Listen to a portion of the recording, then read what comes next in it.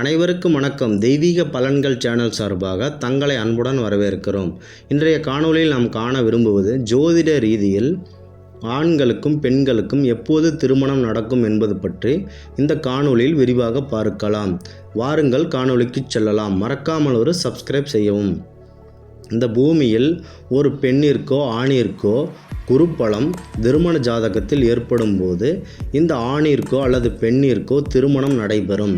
ஜோதிட ரீதியாக ஜென்ம ராசியிலிருந்து குரு பகவான் 11, 9, 7, 5, 2 இந்த இடங்களில் குரு பகவான் சஞ்சரிக்கும் போது, அதாவது குரு பகவான் சஞ்சரிக்கும் போது அவருக்கு குரு பலம் என்பது இருக்கும்.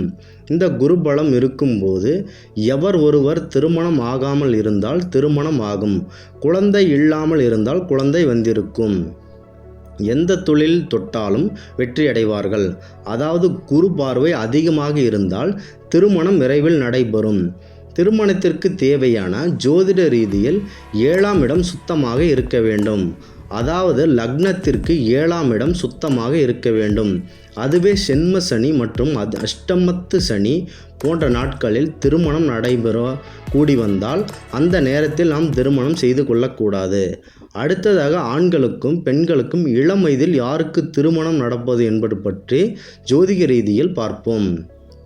அவற்றில் முதலாவதாக ஆணின் ஜாதகத்தில் அல்லது பெண்ணின் ஜாதகத்திலோ சுக்கிரன் மற்றும் குரு பகவான் பலமோடு இருந்து வந்து 7ஆம் வீடான கலஸ்திர தானத்தில் குரு பார்வை அதிகமாக ஏற்பட்டு 7க்குரிய கிரகமும் அதிகமாக இருந்தால் இளம் வயதில் திருமணம் நடைபெறும். அடுத்ததாக லக்னக்காரன் சுக்கிரன் ஆகிய 10, 7, 4, 1 ஆகிய வீடுகளில் முதலில் இருக்க 7க்குரிய கிரகமும் அதிபலமுடன் இருக்க வேண்டும். அடுத்ததாக 7ஆம் வீட்டிற்கு 7ஆம் ஸ்தானத்திற்கு உரியவர் இருந்து 7, 5, 9, 11, 12 ஆகிய இடங்களில் ஒன்றாக இருக்க வேண்டும். அடுத்ததாக கலஸ்திர ஸ்தானக்காரராகிய சுக்கிரன் 1ஆம் 7ஆம் வீட்டுக்குள் இருக்க வேண்டும். அதாவது 7க்குரியவர் 7 வீட்டுக்குள்ளேயே அமைய வேண்டும். ஒருவருக்கு இந்த திருமணமானது ஏன் தாமதமாகிறது என்பது பற்றி பார்ப்போம். ஒருவருடைய திருமண லக்னத்தில் ராகு அல்லது கேது அமர்ந்து விட்டால் இந்த திருமணமானது மிகவும் தாமதமாக நடைபெறும். அவர்களுக்கு ஒருவருடைய லக்னத்தில் சனி அமர்ந்து கொண்டாலும் மற்றும் 7இல் செவ்வாய் இருந்து கொண்டாலும் அல்லது 7 சனி பகவான் செவ்வாய் இணைந்து இருந்தாலும் இந்த திருமணமானது தாமதமாக நடைபெறும்.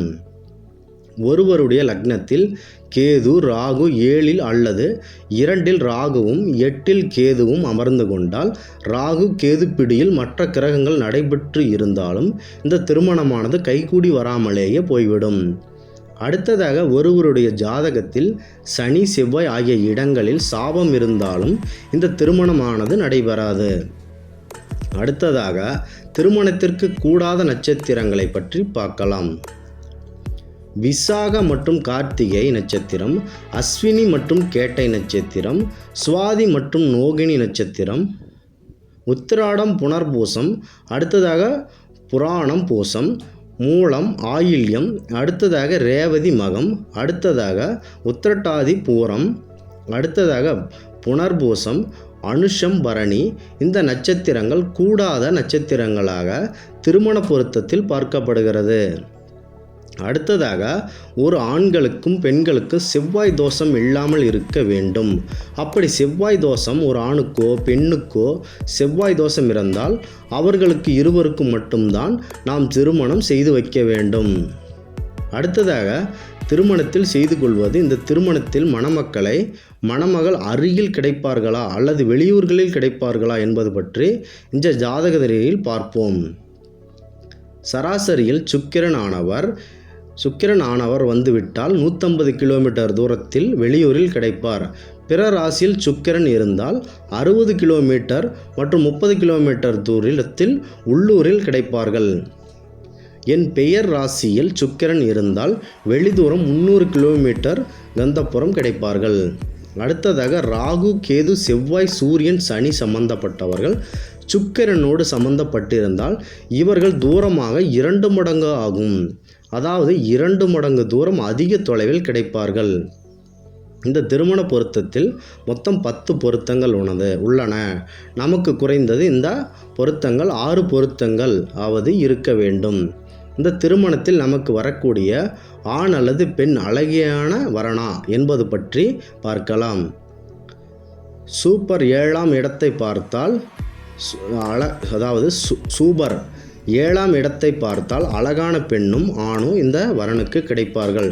சுமாராக வரன் கிடைக்க பாவர் 7ஆம் இடத்தை பார்த்தால் அல்லது இருத்தல் கொண்டால் நமக்கு சுமாரான வரம் கிடைக்கும். நம்முடைய திருமணம் காதல் திருமணமா அல்லது பெரியோர்களால் நிச்சயிக்கப்பட்ட திருமணம் என்பது பற்றி பார்க்கலாம். ஜாதகத்தில் 7-2 ஆகிய இடங்கள் சுத்தமாகவும் 7-2 வியாழனை பார்த்தாலும் நிச்சயிக்கப்பட்ட திருமணம் நடைபெறும். அடுத்ததாக காதல் திருமணத்திற்கு 2க்குரியவர் 7க்குரியவர் 5க்குரியவர் ஆகியோர் 7இல் கலந்து இருந்தால் அல்லது சந்திரன் சுக்கிரன் 7இல் சேர்ந்து இருந்தால் இந்த காதல் திருமணமானது விரைவில் நடைபெறும். இந்த திருமணத்திற்கு அதிக தடையாக இருப்பது செவ்வாய் தோஷம் ஆகும். இந்த செவ்வாய் தோஷம் உள்ள ஆண்களுக்கும் பெண்களுக்கும் செய்ய வேண்டிய பரிகார முறைகள் பற்றி பார்க்கலாம். நீங்களும் பெண்களும் செவ்வாய் தோஷம் இருக்கின்றவர்கள் கும்பகோணம் வைத்தீஸ்வரம் ஆலயத்திற்கு சென்று அங்கு செவ்வாய்க்கு அதிபதியான முருகன் கோயிலுக்கு சென்று அபிஷேகங்கள் செய்ய வேண்டும். இவ்வாறு முருகனுக்கு அபிஷேகம் செய்வதனால் இந்த திருமணமானது விரைவில் நடைபெறும். திருமணஞ்சேரி கோயிலுக்கும் செல்லலாம். ஆண்களுக்கும் பெண்களுக்கும் திருமணமாகும் போது இந்த ஜாதகங்களில் தோஷங்கள் சம அளவில் இருக்க வேண்டும். உதாரணமாக செவ்வாய் தோஷம் உள்ள பெண்ணுக்கு செவ்வாய் தோஷம் உள்ள ஆண்களை திருமணம் செய்ய வேண்டும். பெண்ணுக்கு கால தர்ப்ப தோஷம் இருந்தால் அதே மாதிரியான ஆண்களுக்கு கால தர்ப்ப தோஷம் உள்ள ஆண்களுக்கு திருமணம் நடைபெற வேண்டும். இந்த திருமணம் நடைபெறும் போது அந்த திருமண தம்பதியில் எந்த திசையில் இருந்து அமைவார்கள் என்பது பற்றி பார்க்கலாம்.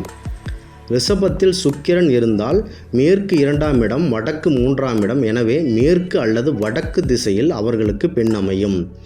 எனவே இது ஜாதக ரீதியில் இருக்கும் முறையான திருமண பொருத்தங்கள் ஆகும்.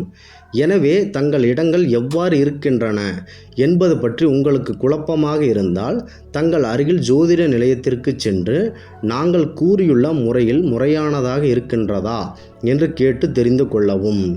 எனவே மீண்டும் ஒரு நல்லதொரு காணொளியில் உங்களை சந்திக்கிறோம். நன்றி, வணக்கம்.